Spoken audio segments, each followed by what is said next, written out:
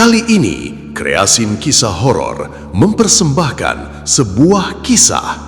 Grup Obrok Wayang Orang Terjebak.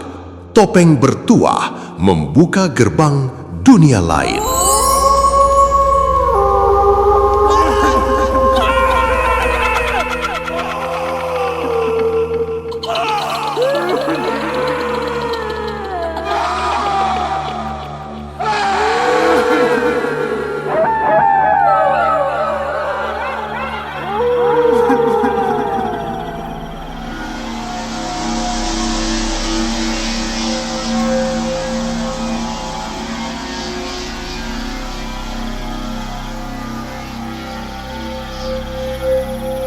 Malam pertama, Tony tampil bersama rombongan Obrok Wayang Orang. Seharusnya menjadi awal mimpi yang indah. Namun, tidak ada yang indah dari desa itu. Langit terasa terlalu gelap. Angin berhembus pelan, membawa bau tanah basah dan sesuatu yang amis. Warga desa menyambut mereka dengan senyum yang terlalu lebar, terlalu kaku, seolah dipaksakan. Tony mencoba menenangkan diri. Ini hanya gugup, pikirnya. Sampai seorang lelaki tua datang membawa sebuah kotak kayu yang tampak lapuk dimakan usia. Penari utama malam ini pakai ini, ucapnya pelan. Kotak itu dibuka. Sebuah topeng wayang tersimpan di dalamnya. Warnanya pudar, retak di beberapa bagian, namun senyumnya terasa hidup, terlalu hidup. Tony ragu. "Tolong, jangan yang itu," bisik salah satu penari senior. Tapi sudah terlambat. Topeng itu telah berada di tangan Tony. Dingin, seperti menyentuh sesuatu yang tidak seharusnya disentuh manusia. Pertunjukan dimulai. Gamelan ditabuh pelan, lalu semakin cepat. Penonton mulai memenuhi lapangan. Mata mereka menatap lurus ke arah panggung tanpa berkedip. Tony mengenakan topeng itu, dan saat itulah semuanya berubah. Tubuhnya bergerak, bukan karena ia ingin. Kakinya melangkah sendiri, tangannya menari dengan pola yang belum pernah ia pelajari. Setiap gerakan terasa indah, namun menyakitkan. Di balik topeng itu, Tony menangis. "Berhenti, tolong berhenti!" batinnya berteriak. Tapi tubuhnya tak mau patuh. Ia menari semakin cepat. Nafasnya terengah, dadanya terasa sesak. Dan di tengah denting gamelan, ia mulai mendengar suara lain. Suara tawa. Pelan, kemudian semakin jelas. Tawa itu berasal dari dalam topeng.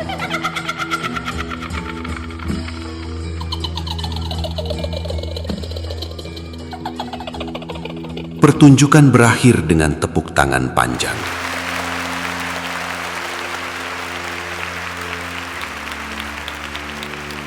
Tony jatuh berlutut.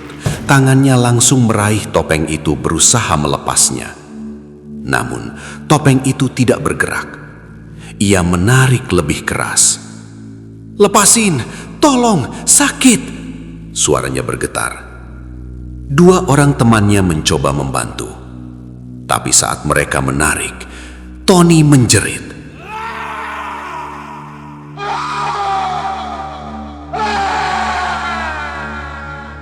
Kulit wajahnya ikut tertarik, seperti menempel pada kayu. Darah mulai mengalir dari sela-sela topeng. Semua orang panik. Namun tiba-tiba, Tony berhenti menjerit. Sunyi. Perlahan, kepalanya terangkat, dan dari balik topeng itu terdengar tawa. Bukan tangisan, bukan suara manusia. Tawa panjang, dingin, dan puas. "Sudah lama aku menunggu." Semua orang mundur ketakutan. Sejak malam itu, Tony tidak pernah pulang. Tubuhnya masih ada. Ia masih duduk di antara rombongan, namun ia tidak pernah bicara, tidak pernah makan, tidak pernah tidur. Hanya diam, menatap kosong. Dan setiap malam, saat tidak ada siapa-siapa, topeng itu bergerak sendiri, menari perlahan, seolah menikmati tubuh yang kini sepenuhnya menjadi miliknya.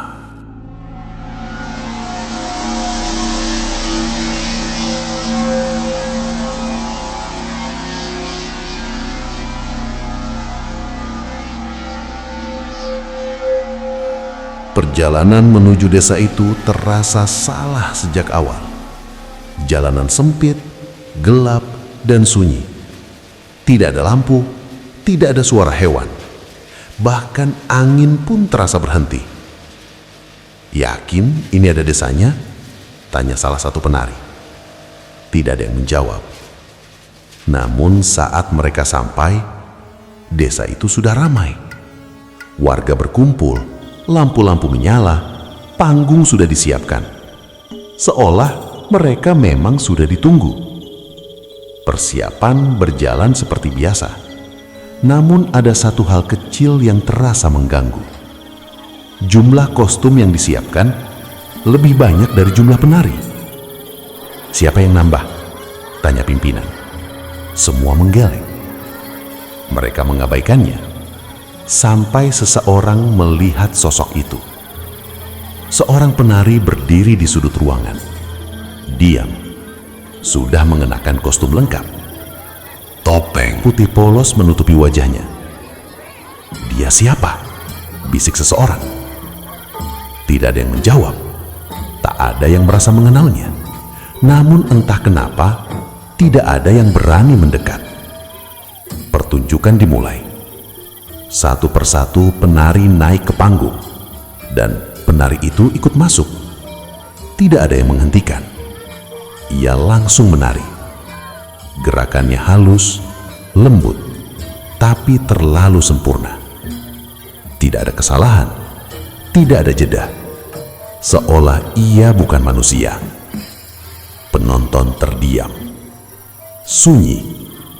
Hanya suara gamelan yang terdengar. Namun lama-kelamaan, suasana berubah. Udara menjadi dingin. Nafas para penari terasa berat.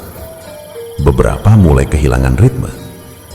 Namun penari itu masih menari. Lebih cepat, lebih liar.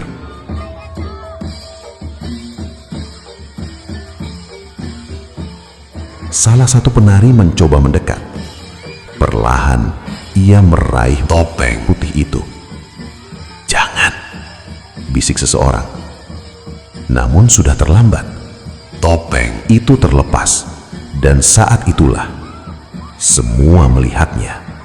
Di balik topeng itu tidak ada wajah, tidak ada mata, tidak ada kulit, hanya kegelapan, pekat, seolah lubang tanpa dasar. Lampu tiba-tiba redup, gamelan berhenti sendiri, dan dalam sekejap penari itu menghilang begitu saja, tanpa suara, tanpa jejak. Pertunjukan dihentikan. Rombongan segera berkemas ingin pergi secepat mungkin. Namun saat mereka masuk ke kendaraan, pimpinan melakukan absensi. Satu persatu nama disebut dan semua menjawab. Sampai hitungan terakhir. 11. Semua terdiam. Seharusnya mereka hanya 10. Perlahan, salah satu dari mereka merasakan sesuatu di sampingnya. Dingin, sangat dingin. Tanpa berani menoleh, ia mendengar suara pelan di telinganya. "Aku belum selesai menari." Sejak malam itu, rombongan itu tidak pernah sama lagi. Karena mereka tahu, penari tanpa wajah itu tidak pernah benar-benar pergi. Ia hanya menunggu giliran berikutnya untuk mengambil wajah yang baru.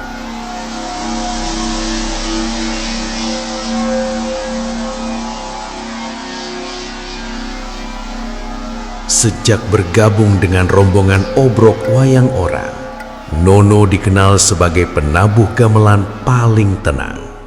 Tangannya selalu stabil, pukulannya tepat, tidak pernah meleset. Namun, semua berubah sejak pertunjukan di desa terakhir itu. Malam itu, seperti biasa, ia duduk di belakang panggung, di depan seperangkat gamelan tua yang sudah sering mereka bawa keliling desa. Pertunjukan dimulai, Nono mulai menabuh. Irama mengalun perlahan, namun di sela-sela denting logam itu, ia mendengar sesuatu, pelan, samar, seperti seseorang menangis. Nono berhenti sejenak, menoleh ke kanan dan kiri. Tidak ada siapa-siapa. Penari tetap menari, penonton diam menatap. Perasaan aja, gumamnya pelan. Ia kembali menabuh. Namun kali ini, tangisan itu terdengar lagi. Lebih jelas, lebih dekat. Seperti tepat di samping telinganya. Nono mulai gelisah. Ia mencoba berhenti, tapi tangannya tidak mau berhenti. Kedua tangannya terus bergerak sendiri, menabuh lebih cepat, lebih keras. Irama berubah menjadi kacau, namun justru terdengar selaras. Tangisan itu semakin menjadi. Kini bukan hanya satu suara, banyak. Seperti beberapa orang menangis bersamaan. Suara perempuan tertahan, penuh penderitaan. Nono menoleh ke arah sumber suara, dan saat itulah ia melihatnya. Di antara gamelan, duduk seorang perempuan. Rambutnya panjang menutupi wajahnya, tubuhnya membungkuk, tangannya menutup wajahnya sendiri. Ia menangis, pelan, namun menyayat. Nono membeku. Siapa kamu? Suaranya gemetar.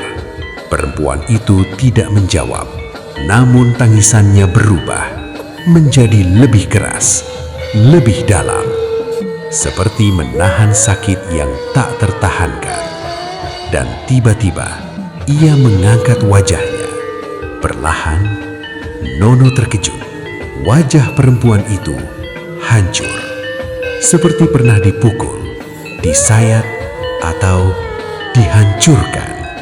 Matanya kosong, mulutnya terbuka, tapi yang keluar bukan suara tangisan lagi, melainkan nada gamelan. Nono menjerit dalam hati, namun tubuhnya masih menabuh. Sekarang ia sadar, ia tidak sedang memainkan gamelan, ia sedang mengiringi sesuatu. Perempuan itu berdiri dan mulai berjalan ke arah panggung. Namun tidak terlihat oleh siapapun selain Nono.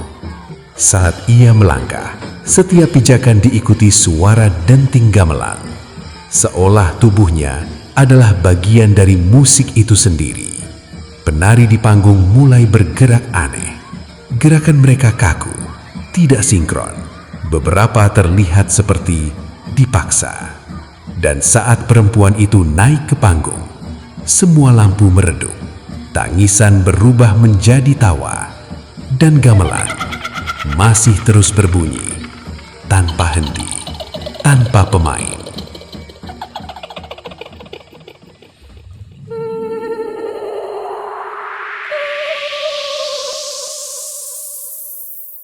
Keesokan paginya, Nono ditemukan duduk di depan gamelan, sendirian, tangannya masih memukul pelan.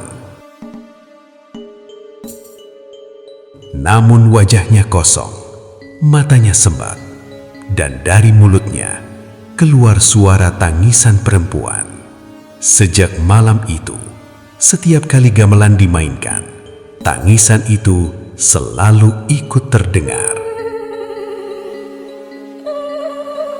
Dan tidak ada yang tahu apakah Nono masih ada di dalam tubuhnya atau sudah menjadi bagian dari irama yang tak pernah berhenti. Itu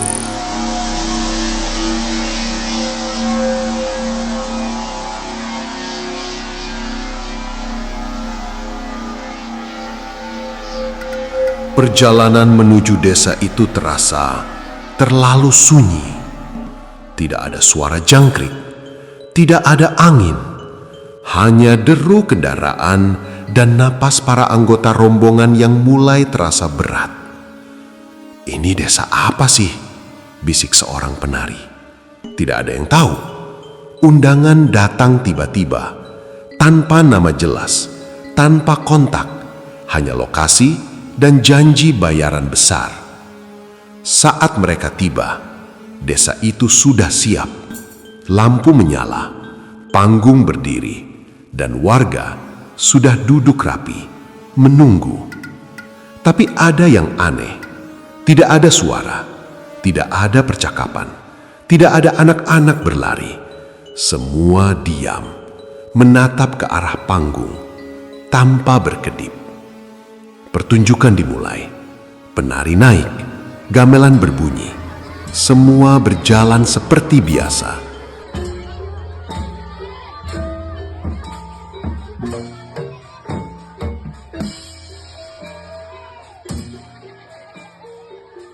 Namun setelah beberapa waktu, salah satu penari melihat jam di tangannya. Jam itu berhenti. Ia mengerutkan kening, menoleh ke langit. Masih malam, padahal seharusnya waktu sudah mendekati subuh. Pertunjukan terus berlangsung. Lagu demi lagu dimainkan. Namun langit tidak berubah. Tetap gelap. Selalu gelap. Rasa lelah mulai terasa. Napas berat. Kaki pegal. Namun anehnya, mereka tidak bisa berhenti. Setiap kali mencoba berhenti, tubuh mereka kembali bergerak sendiri, menari seolah ada yang memaksa. Salah satu penari mencoba turun dari panggung. Ia berlari menjauh, menuju jalan keluar desa. Namun beberapa menit kemudian, ia kembali ke panggung yang sama dengan wajah pucat. "Keluar, ada jalan keluar," bisiknya. Panik mulai menyebar. Namun penonton masih diam, masih menatap, masih tidak berkedip. Salah satu anggota rombongan memberanikan diri mendekati penonton. Ia menyentuh salah satu dari mereka. Dingin, kaku. Perlahan, tubuh itu jatuh ke samping. Dan saat itulah mereka sadar, itu bukan penonton, itu adalah mayat. Semua penonton adalah mayat, duduk, diam, menonton mereka. Namun tiba-tiba, tepuk tangan terdengar, keras, banyak, bergema dari segala arah, padahal tidak ada yang bergerak. Lampu mulai berkedip, gamelan berbunyi sendiri, dan suara mulai berbisik di telinga mereka. "Teruskan, kami belum puas." Tangis pecah, beberapa penari jatuh, memohon berhenti. Namun tubuh mereka tetap bergerak, menari, tanpa kendali, tanpa henti. Dan saat mereka hampir kehilangan kesadaran, langit perlahan berubah. Fajar muncul, cahaya masuk, semua berhenti. Mereka terjatuh, terengah-engah, penuh keringat. Saat mereka menoleh ke arah penonton, lapangan itu kosong. Tidak ada siapa-siapa, tidak ada panggung, tidak ada desa. Hanya tanah kosong dan beberapa batu nisan tua. Sejak hari itu, tidak ada satupun dari mereka yang berani tampil lagi di malam hari, karena mereka tahu ada tempat di mana malam tidak pernah berakhir. Dan jika sekali terjebak di dalamnya, kamu akan terus menari sampai pagi benar-benar lupa cara untuk datang.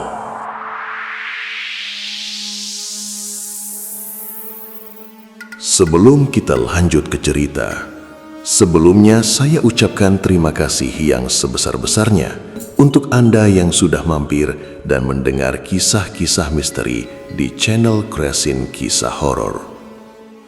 Untuk itu, saya meminta dukungannya dengan mengklik tombol subscribe, like, dan komen positif apa aja, agar saya bisa lebih semangat dan terus berkarya untuk menghibur Anda semuanya, sejenak melepas lelah baik tubuh dan pikiran kita semua dari beban kehidupan yang penuh lika-liku ini.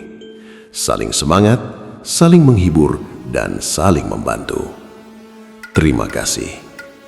Mari kita simak kelanjutan dari cerita ini.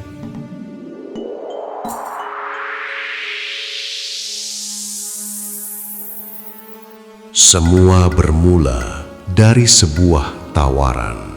Tidak ada yang tahu dari mana asalnya. Tidak ada nomor yang bisa dihubungi kembali.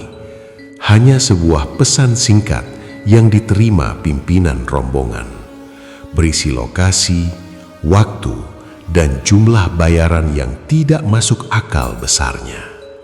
Ini rezeki besar, katanya. Beberapa anggota ragu. Desanya gak jelas, Pak. Kita belum pernah ke sana. Namun uang itu terlalu menggiurkan. Akhirnya mereka berangkat.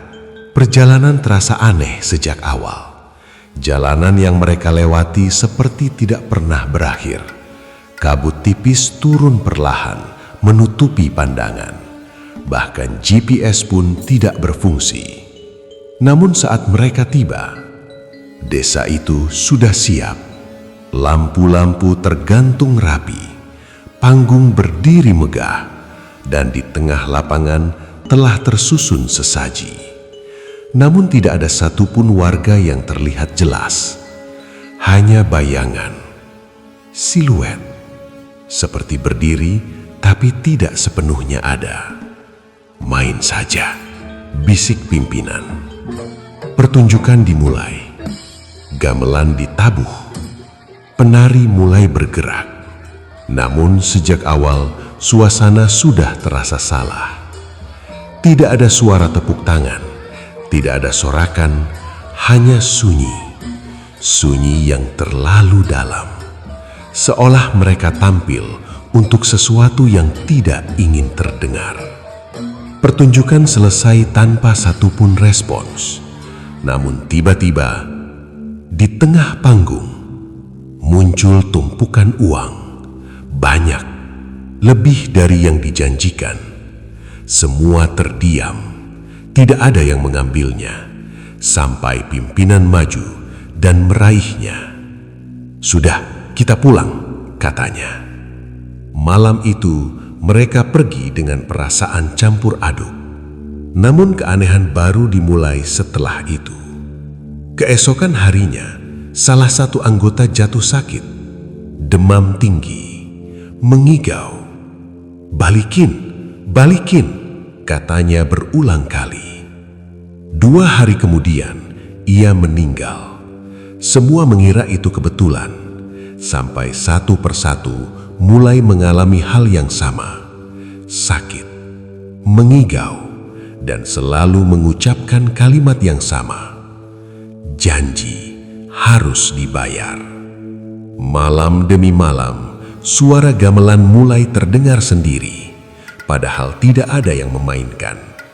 Kadang dari dalam gudang, kadang dari belakang rumah, kadang tepat di samping telinga. Pimpinan mulai gelisah. Ia membuka kembali uang yang mereka terima, dan saat itulah ia sadar. Uang itu bukan uang biasa. Sebagian sudah berubah menjadi kertas lusuh, menjadi daun kering, dan beberapa lembar berbau tanah kuburan. Ketakutan mulai memuncak, namun sudah terlambat. Satu persatu anggota rombongan meninggal dalam keadaan yang sama, dengan mata terbuka dan tubuh yang kaku seperti sedang menari. Tinggallah pimpinan seorang diri. Malam itu, ia akhirnya kembali ke lokasi desa tersebut. Ia membawa semua uang itu. Ia ingin mengembalikannya semua. Namun saat tiba, tidak ada desa, tidak ada panggung, hanya tanah kosong dengan deretan kuburan tua. Angin berhembus pelan dan suara gamelan mulai terdengar. Pelan, memanggil. Pimpinan itu jatuh berlutut, menangis. "Maaf, saya kembalikan semua." Namun dari balik kegelapan terdengar suara, "Pertunjukan sudah selesai. Sekarang giliranmu." Keesokan harinya, tubuhnya ditemukan di lokasi itu, sendirian, dalam posisi menari. Dan sejak saat itu, tidak ada rombongan obrok yang berani menerima tanggapan tanpa mengetahui siapa yang mengundang. Karena ada janji yang tidak bisa dibayar dengan uang.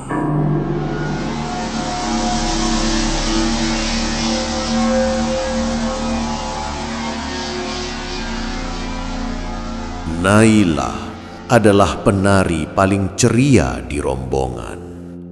Tawanya selalu menghidupkan suasana. Gerakannya lincah, semua orang menyukainya. Namun, malam itu adalah malam terakhir mereka melihat senyum itu. Pertunjukan berlangsung di desa kecil dekat hutan.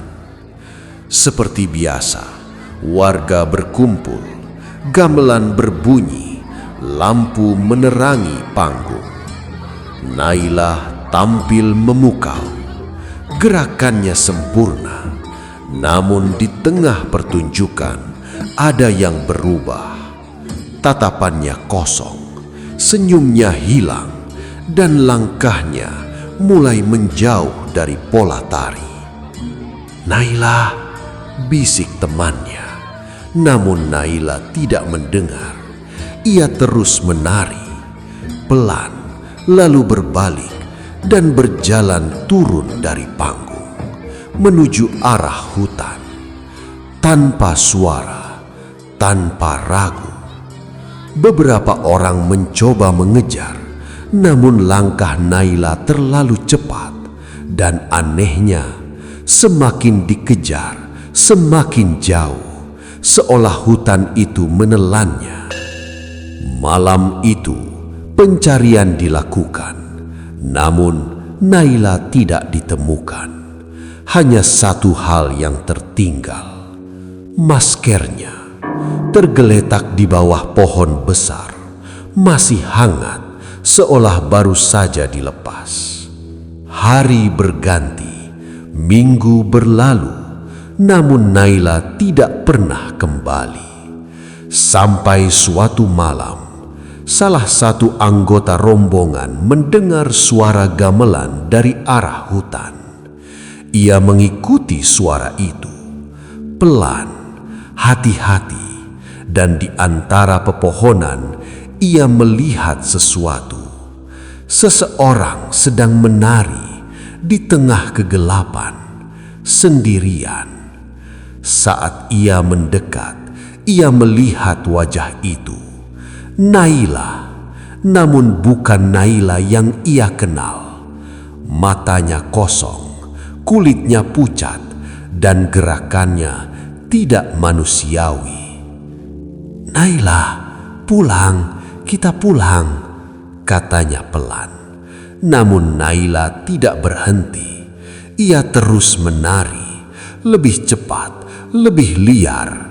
Air mata mulai jatuh dari mata temannya. "Kenapa kamu di sini?" Dan saat itulah Naila berhenti. Perlahan ia menoleh, menatap, dan untuk sesaat seperti ada kesadaran. Air mata mengalir dari matanya, namun bibirnya tidak bergerak. Yang terdengar justru suara lain. Dia sudah milik kami.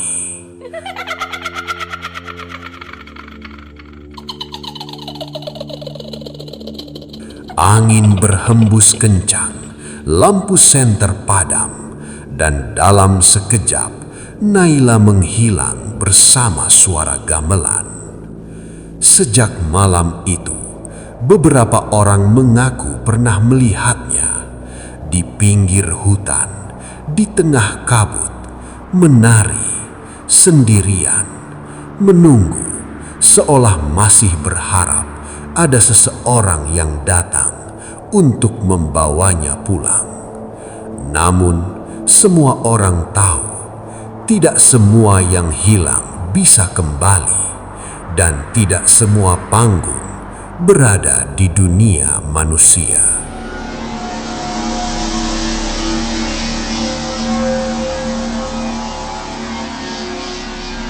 Sejak awal, Rokman dan Udin selalu bersama.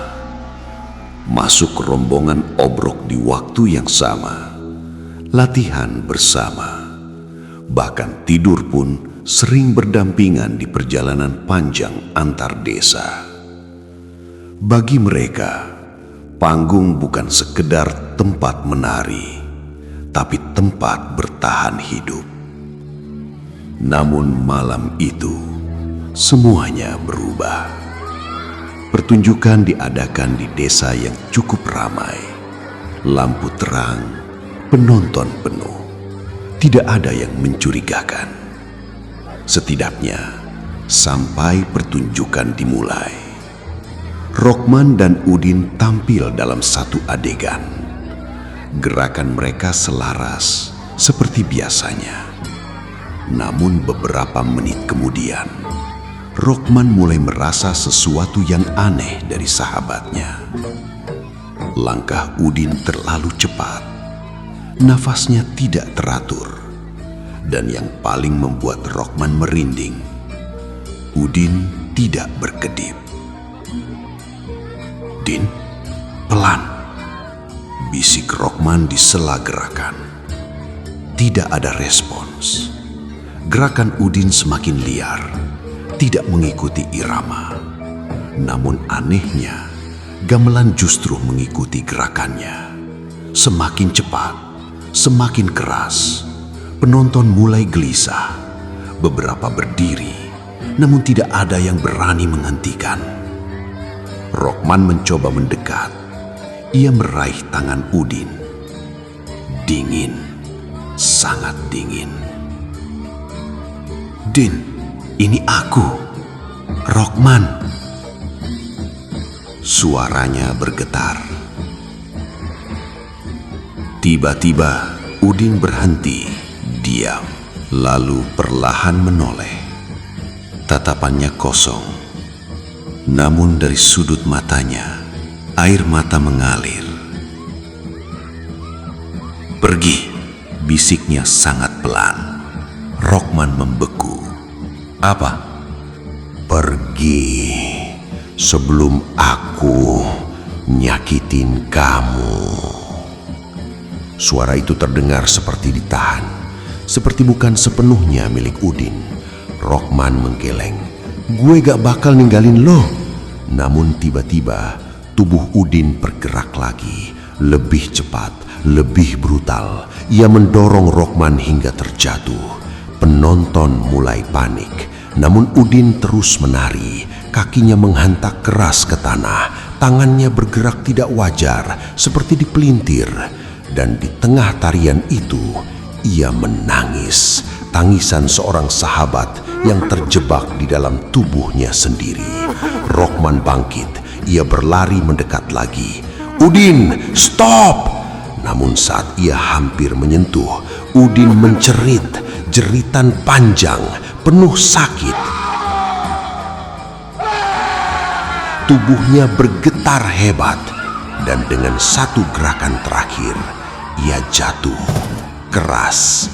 Diam, gamelan berhenti, semua sunyi. Rokman langsung memeluk tubuh sahabatnya. "Din, bangun, bangun!" Suaranya pecah, namun tidak ada jawaban, hanya tubuh dingin yang perlahan kaku.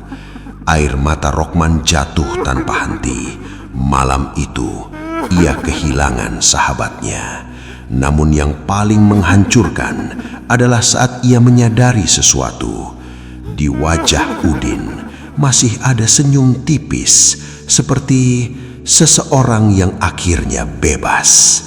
Sejak malam itu, Rokman tidak pernah menari lagi, karena setiap kali ia mendengar gamelan, ia teringat tangisan sahabatnya. Dan suara terakhir itu, "Pergi sebelum aku nyakitin kamu."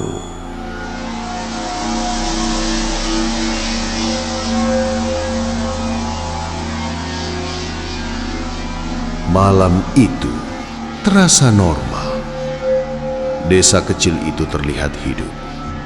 Lampu menyala, warga berkumpul, anak-anak duduk di depan panggung. Rombongan Obrok merasa lega. Akhirnya, pertunjukan yang tidak aneh. Namun, mereka salah. Pertunjukan dimulai. Penari naik. Gamelan berbunyi. Penonton duduk rapi. Terlalu rapi. Tidak ada yang berbicara. Tidak ada yang tertawa. Tidak ada suara selain musik. Beberapa penari mulai merasa tidak nyaman. "Sepi banget ya," bisik salah satu dari mereka. Yang lain hanya mengangguk. Namun mereka tetap melanjutkan.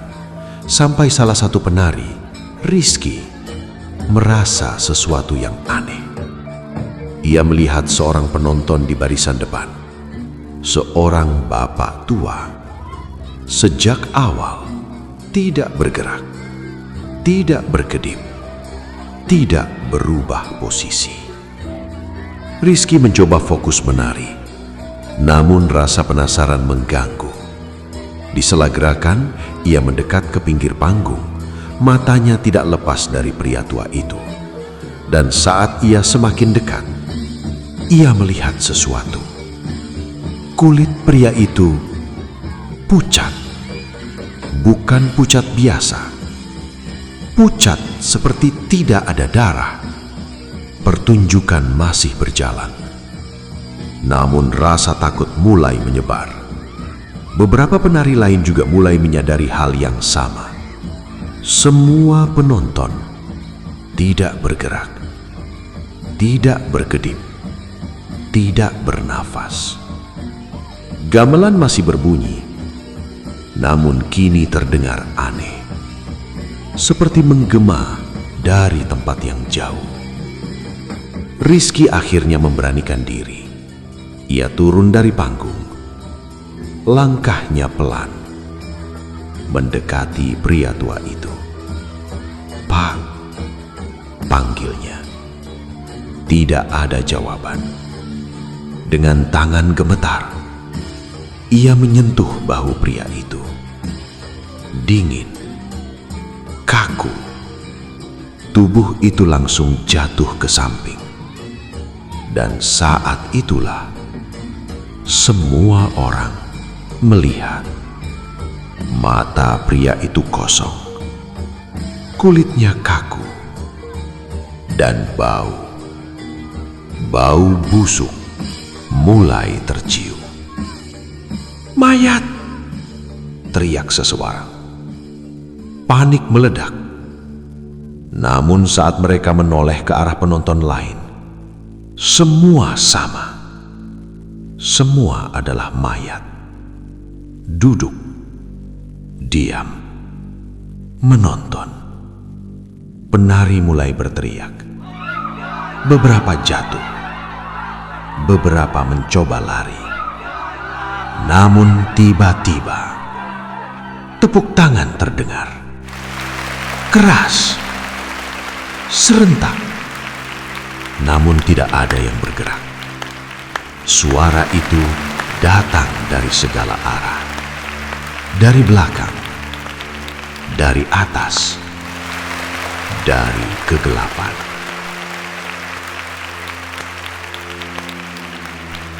Lampu berkedip, padam, nyala lagi.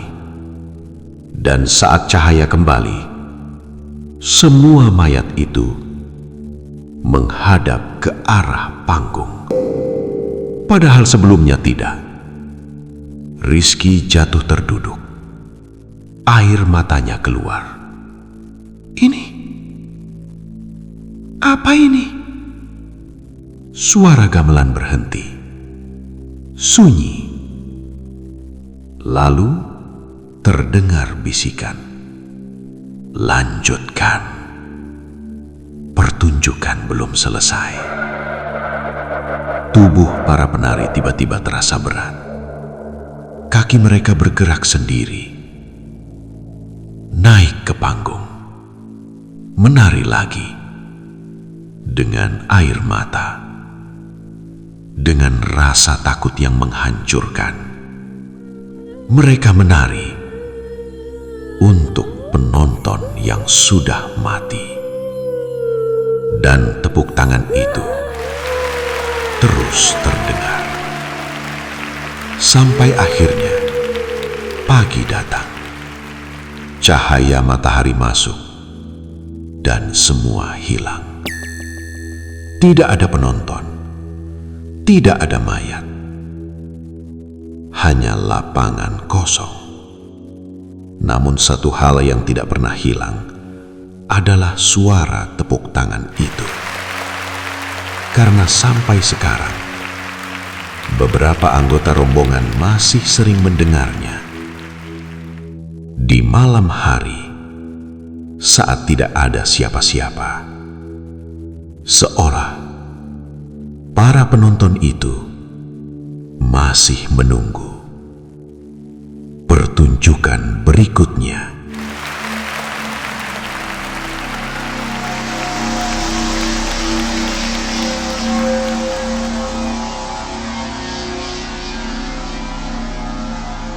Di dalam rombongan obrok wayang orang, ada satu aturan yang tidak pernah tertulis.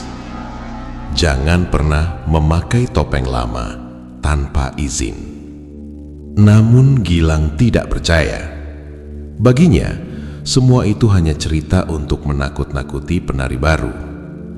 Sampai suatu malam, ia menemukan sebuah topeng tua di dalam peti kayu yang terkunci. Topeng itu berbeda, lebih halus, lebih rapi, dan terasa hangat saat disentuh, seolah sudah lama menunggu. Ini pasti topeng utama zaman dulu, gumam Gilang. Tanpa berpikir panjang, ia membersihkannya, lalu mencobanya diam-diam. Saat topeng itu menyentuh wajahnya, seketika gelap. Tidak ada suara, tidak ada cahaya, hanya sunyi. Dan kemudian ia melihat sesuatu, bukan dengan mata, tapi seperti berada di dalam ingatan orang lain. Seorang penari berdiri di panggung, menari dengan indah, disambut tepuk tangan meriah.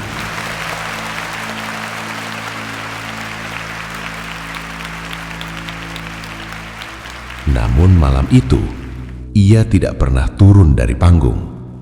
Karena setelah pertunjukan, ia dibawa, diseret ke tempat gelap, dikorbankan sebagai penjaga pertunjukan berikutnya.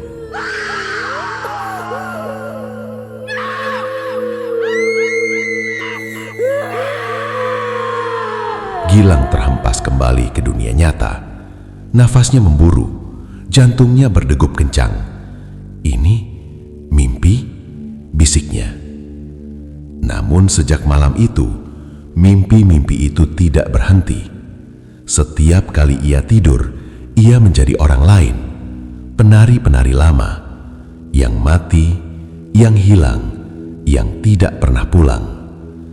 Ia merasakan rasa sakit mereka, ketakutan mereka, detik-detik terakhir sebelum mereka menghilang.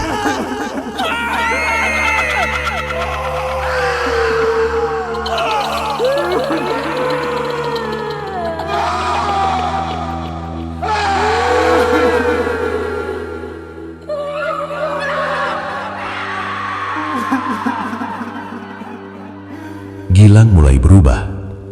Ia menjadi pendiam, sering melamun, dan kadang menari sendiri tanpa sadar. Suatu malam saat pertunjukan berlangsung, Gilang tiba-tiba mengambil topeng itu. Tanpa instruksi, tanpa izin, ia naik ke panggung dan mulai menari. Gerakannya sempurna, lebih dari siapapun. Namun wajahnya tidak terlihat, karena topeng itu tidak lagi seperti topeng biasa, melainkan seperti wajah baru yang hidup.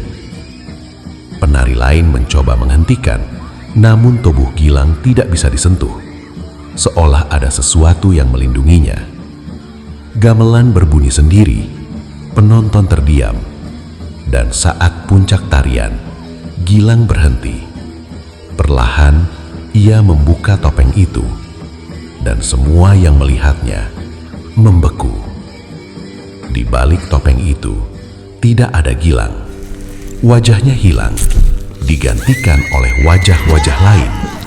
Berganti cepat. Penari-penari lama satu persatu menangkap keluar, seolah ingin keluar dari dalam. Jeritan pecah, lampu padam.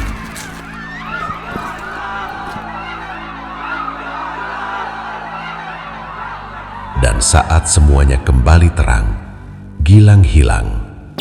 Yang tersisa hanya topeng itu, terjatuh di tengah panggung. Sejak malam itu, topeng itu dikunci kembali. Namun setiap beberapa waktu, selalu ada yang mendengar bisikan, pelan, dari dalam peti. Gantikan kami, sudah terlalu lama. Dan yang paling menakutkan, kadang suara itu memanggil nama.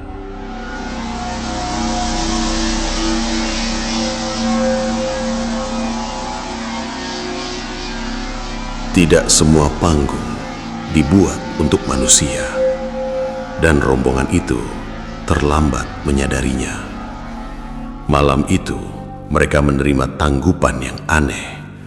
Lokasinya lapangan kosong di tengah area yang tidak dikenal.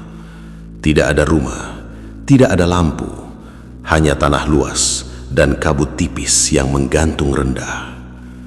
Penontonnya mana? Tanya salah satu penari. Pimpinan hanya diam, wajahnya tegang. Namun ia tetap berkata, "Kita tetap tampil." Mereka ragu, namun akhirnya pertunjukan dimulai.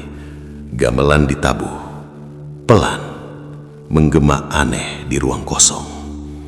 Penari mulai bergerak, namun tidak ada satupun penonton terlihat, hanya kegelapan. Namun beberapa menit kemudian, salah satu penari merasakan sesuatu. Seperti ada yang memperhatikan. Banyak, sangat banyak, dari segala arah. Udara menjadi dingin, nafas terasa berat, dan suara gamelan mulai berubah. Tidak lagi seperti alat musik, melainkan seperti suara yang hidup, seperti jawaban. Tiba-tiba, tepuk tangan terdengar. Pelan, lalu semakin ramai.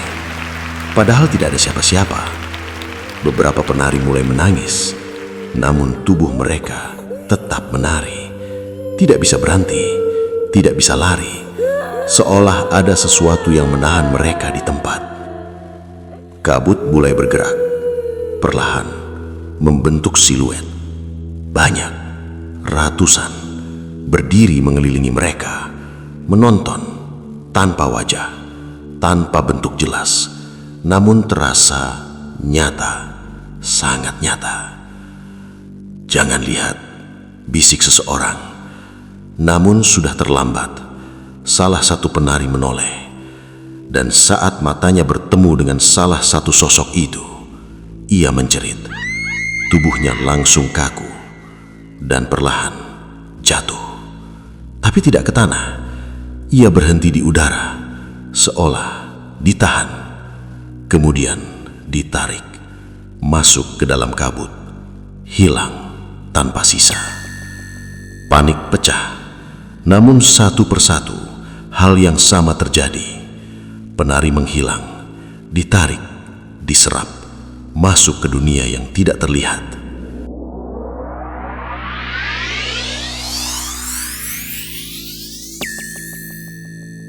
Pimpinan berteriak, "Jangan berhenti menari, jangan berhenti." Namun itu bukan perintah, itu peringatan. Karena mereka mulai sadar, selama mereka menari, mereka masih diterima. Namun jika berhenti, mereka akan menjadi bagian dari penonton. Satu-satunya cara bertahan adalah terus menari. Dengan tubuh yang lelah, dengan jiwa yang hancur, dengan rasa takut yang tidak terbayangkan. Dan saat fajar mulai muncul, kabut perlahan menghilang, tepuk tangan berhenti, semua sunyi. Yang tersisa hanya beberapa orang, terjatuh di tanah, menangis, tubuh gemetar. Dari belasan orang, hanya separuh yang kembali. Tanpa suara, tanpa kata, mereka pulang, namun tidak benar-benar pulang. Karena sejak malam itu, setiap kali mereka memejamkan mata, mereka kembali ke lapangan itu, kembali menari, dikelilingi sosok tanpa wajah, dan tepuk tangan itu tidak pernah benar-benar berhenti.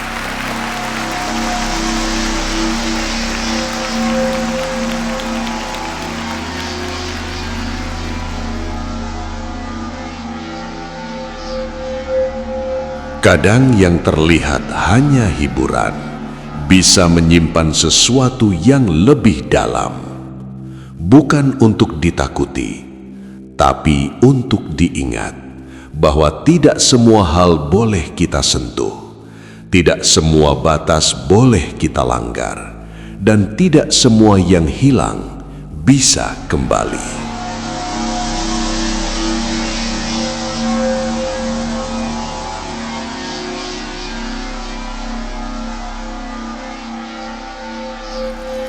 Terima kasih sudah menyimak kisah ini.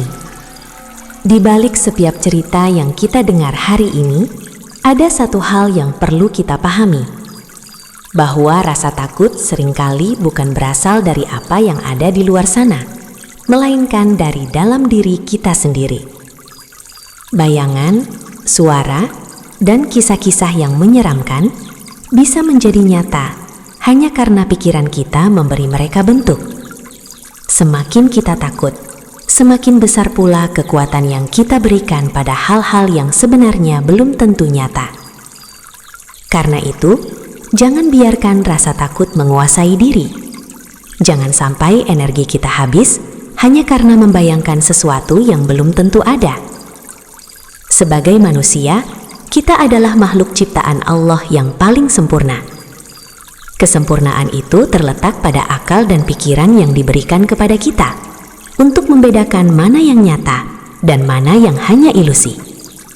Ingatlah, Allah selalu dekat dengan kita, bahkan lebih dekat daripada urat nadi kita sendiri. Maka tidak ada alasan untuk merasa takut berlebihan, apalagi kepada selainnya. Tenangkan pikiran, kuatkan hati, dan kendalikan rasa takutmu.